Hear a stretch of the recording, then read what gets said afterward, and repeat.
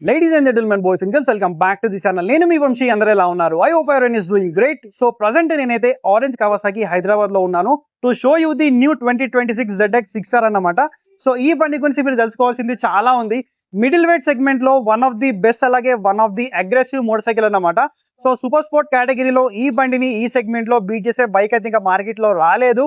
So ఈ bike గురించి మన స్టైల్లో ఇన్డీటెయిల్ గా ఎవ్రీథింగ్ కూడా తెలుసుకుందాం. సో మీలో ఎవరైనా ఫస్ట్ టైం మన ఛానల్ కి విజిట్ చేసినట్టయితే ఛానల్ కి సబ్స్క్రైబ్ చేసుకోండి. ఇలాంటి వీడియోస్ అనేది చాలా వస్తూ ఉంటాయి. So without any late, let's get in to the video. Keys అనేవి మనకు కవాసాకి బ్రాండింగ్ తో పాటు వస్తున్నాయి. చాలా ప్రీమియం కీస్ ఉన్నాయి. అండ్ ఇగ్నిషన్ ఆన్ చేసుకుందాం. ఇగ్నిషన్ ఆన్ చేసుకున్న తర్వాత ఇక్కడ కవాసాకితో మనకు బ్రాండింగ్ అనేది వస్తుంది. అండ్ దీంట్లో ఉన్న TFT మీటర్ కన్సోల్ అయితే ఉంది కదా, సేమ్ మనకి 10R లో ఉంటుంది, Z9 లో ఉంటుంది, 4.3 ఇంచెస్ ది. అండ్ ఫ్రంట్ నుంచి చూసుకుంటే ఇక్కడ హెడ్ లైట్ సెక్షన్ ఏదైతే ఉంది కదా, ఇది మనకి ఎంత అగ్రెసివ్ ఉంది చూడండి. సేమ్ లైక్ మనకు 10R లాగా ఇక్కడ మీకు ఈ ప్రొజెక్టర్ లైట్స్ ఏవైతే కనిపిస్తున్నాయి కదా, ఇవి మనకి లో బీమ్ లో అయితే ఉంది. అండ్ ఐబీమ్ ఆన్ చేసుకుంటే మనకి ఇక్కడ అయితే ఐబీమ్ అనేది వస్తుంది. అండ్ నైట్ టైం విజిబిలిటీ అనేది కూడా మనకి చాలా బాగుంటది. అండ్ 10R లాగా మనకు వింగ్లెట్స్ అనేది చాలా పెద్దగా రాకుండా ఇక్కడ ఫ్రంట్ లో మనకి చిన్న వింగ్లెట్స్ అయితే ప్రొవైడ్ చేశారు. అండ్ ఇక్కడ ఇది ఏదైతే మెష్ కనిపిస్తుంది కదా, ఇది ర్యామ్ ఎయిర్ ఇంటెక్ అన్నమాట.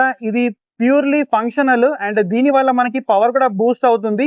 అండ్ ఫ్రంట్ నుంచి చూస్తే మనకి వైజర్ ట్రాన్స్పరెంట్ లో ఇచ్చారు. అండ్ దీని యొక్క సైజ్ అనేది కొద్దిగా చిన్న ఉంది. కావాలంటే మీరు ఆఫ్టర్ మార్కెట్ లో ఇన్స్టాల్ అయితే చేసుకోవచ్చు. అండ్ నంబర్ ప్లేట్ బ్రాకెట్ అనేది ఇక్కడ ఇచ్చారు. అండ్ ఫోల్డబుల్ మిరర్స్ ఉన్నాయి. కావాలంటే మీరు ఫోల్డ్ చేసుకోవచ్చు, అన్ఫోల్డ్ కూడా చేసుకోవచ్చు.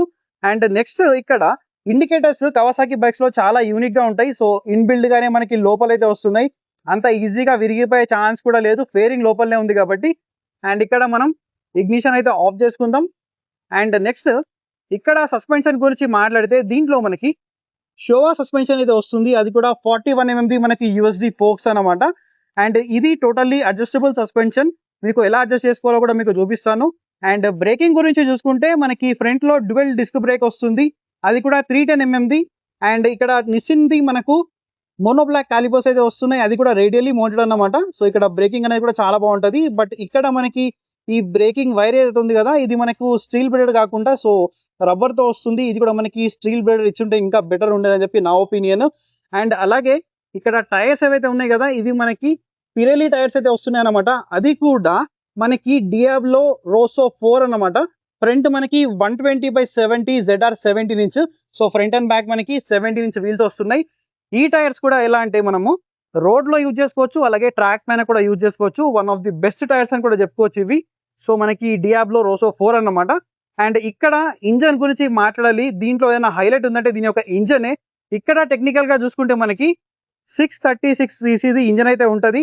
కానీ ఈ సెగ్మెంట్ లో ఈ బైక్ ప్రొడ్యూస్ చేసే పవర్ అసలు ఏ బైక్ లో కూడా లేదు. అండ్ మనం Z900 తో కంపేర్ చేసుకున్నా కూడా దీని యొక్క పవర్ అనేది చాలా అంటే చాలా అగ్రెసివ్ సైడ్ లో ఉంటది. అండ్ 636cc ఇంజన్ ఉంది. అది కూడా ఇన్లైన్ 4 అన్నమాట. సో ఇక్కడ మనకి చూసుకుంటే 4 సిలిండర్స్ అయితే ఉన్నాయి.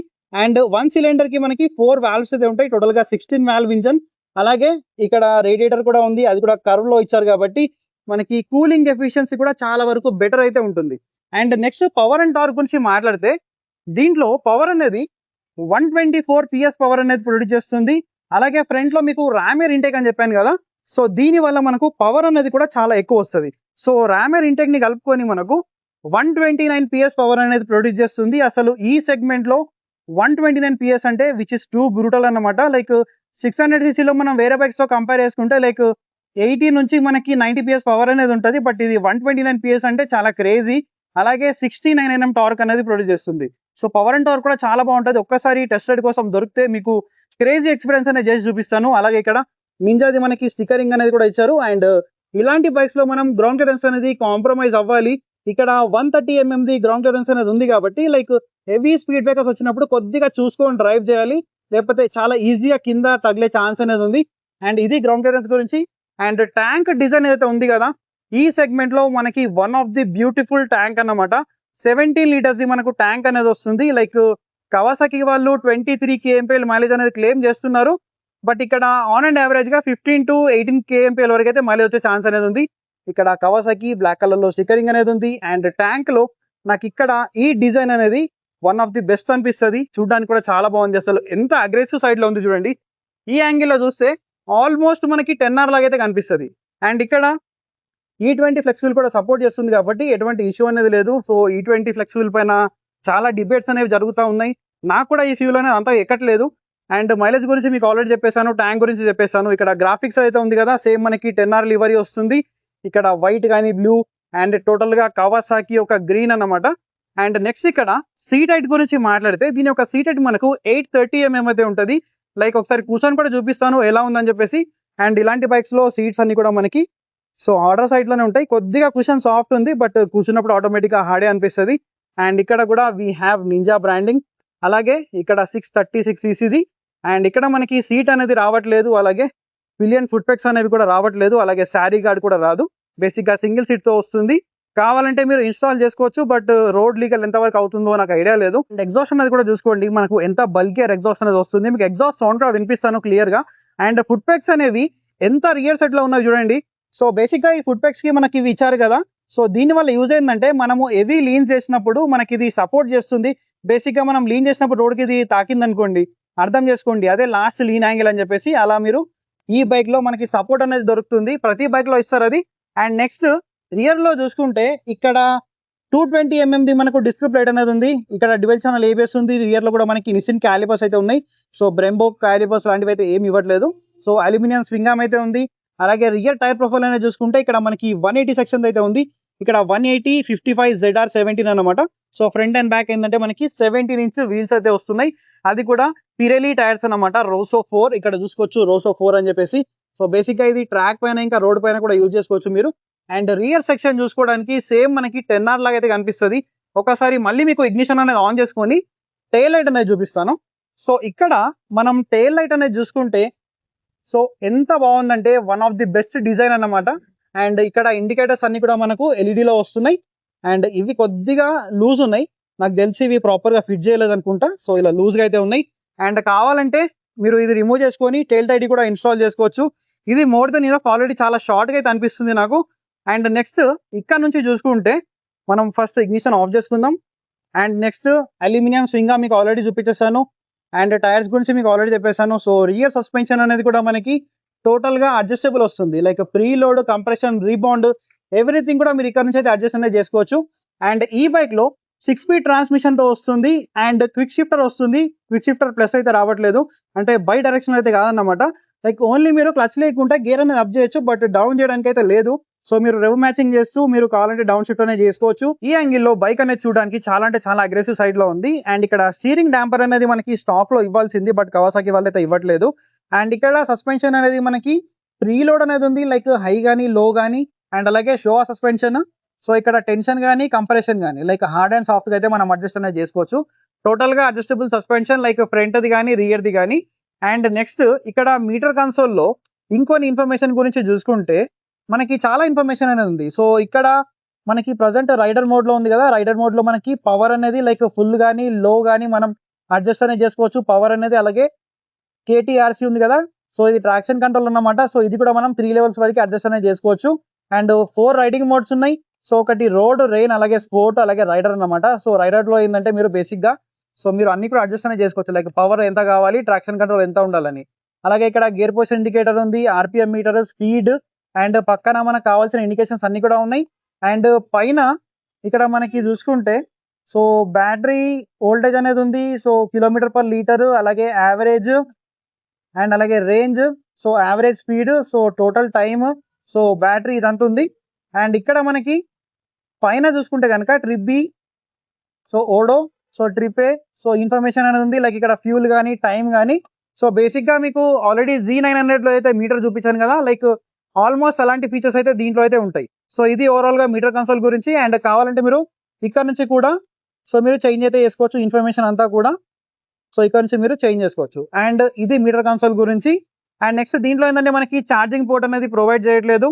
అండ్ క్లచ్ అనేది చూసుకుంటే నాకు కొద్దిగా క్లచ్ అనేది హార్డ్ అనిపిస్తుంది, మరి అంత స్మూత్ లేదు. అండ్ ఇక్కడ 5 స్టెప్ మనకి అడ్జస్టబుల్ లీవర్స్ ఉన్నాయి కాబట్టి లైక్ మీ ఫింగర్ రీచ్ కి తగ్గట్టు మీరైతే అడ్జస్ట్ అనేది చేసుకోవచ్చు. అండ్ ఇక్కడ పాస్ స్విచ్ అనేది ఉంది. అండ్ ఇక్కడ ఇన్ఫర్మేషన్ మనం సెలెక్ట్ చేసుకోవడానికి. అండ్ అలాగే హై బీమ్, లో beam, and indicators, adjust switch తో పాటు మనకి హారన్ స్విచ్ అనేది ఉంది. అండ్ నెక్స్ట్ ఇక్కడ రైట్ సైడ్ లో చూసుకుంటే ఇంజన్ కిల్ స్విచ్, అలాగే సెల్ఫ్ స్టార్ట్. సో దీంట్లో ఏంటంటే మనకి రైట్ బై వైర్ థ్రాటిల్ అయితే రావట్లేదు. So cable by cable wires అయితే ఉన్నాయన్నమాట. ఇక్కడ 2 కేబుల్ వైర్స్ అయితే ఉన్నాయి, డ్యూయల్ థ్రోటిల్ వైర్స్. సో దీంట్లో ఏంటంటే మనకు Z900 లాగా 6 యాక్సిస్ IMU కానీ కార్నరింగ్ ABS ఇవన్నీ కూడా మనకి ఏం లేవన్నమాట.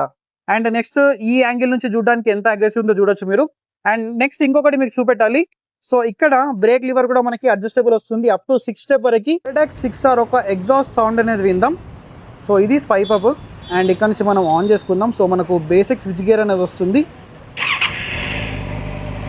సో ఇది మనకి ఐడ్లింగ్లో సౌండ్. ఒక్కసారి మీకు రెవ్ ఇచ్చి వినిపిస్తాను.